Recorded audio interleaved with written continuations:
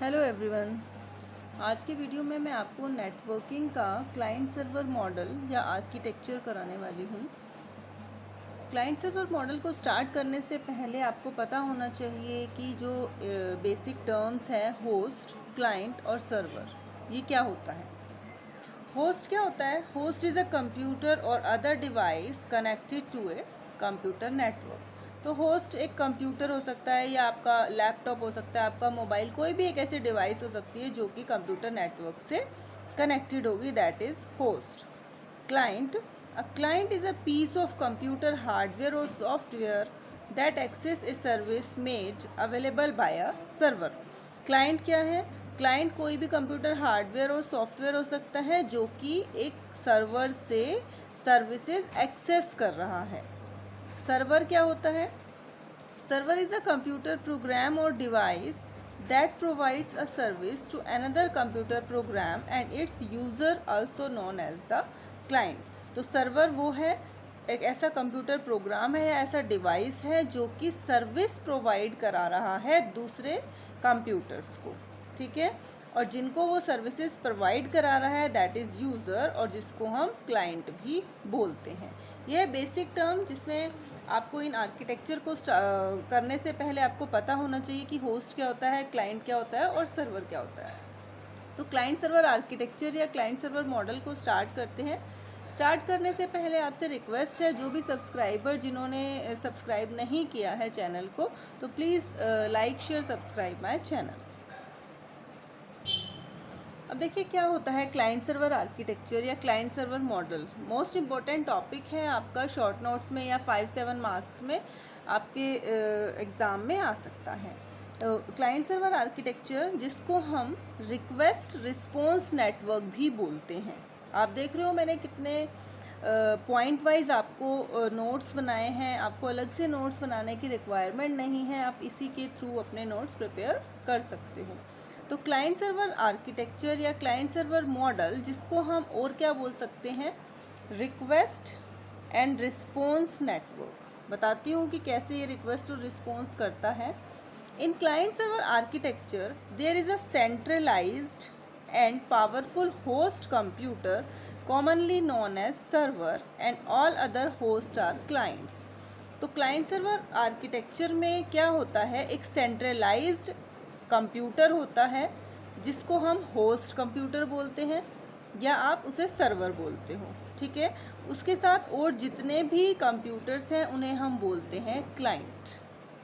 In this, the system through which other system are connected is called server। तो जिस भी system के साथ और अदर सिस्टम्स कनेक्टेड होंगे वो होगा आपका server. The server control all the devices in the network and all other devices are client.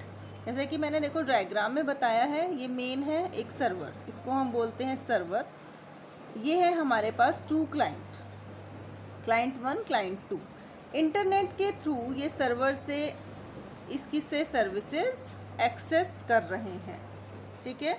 आपके पास 2 क्लाइंट हैं, दोनों ही क्लाइंट इंटरनेट के थ्रू सर्विसेज एक्सेस कर रहे हैं। फॉर एग्जांपल सर्वर आप टाइप करते हो गूगल, गूगल जैसे ही आप टाइप करोगे कि वो वेबसाइट ओपन हो तो सर्वर के थ्रू, सर्वर से इंटरनेट के थ्रू क्लाइंट उस वेबसाइट को ओपन कर सकता है।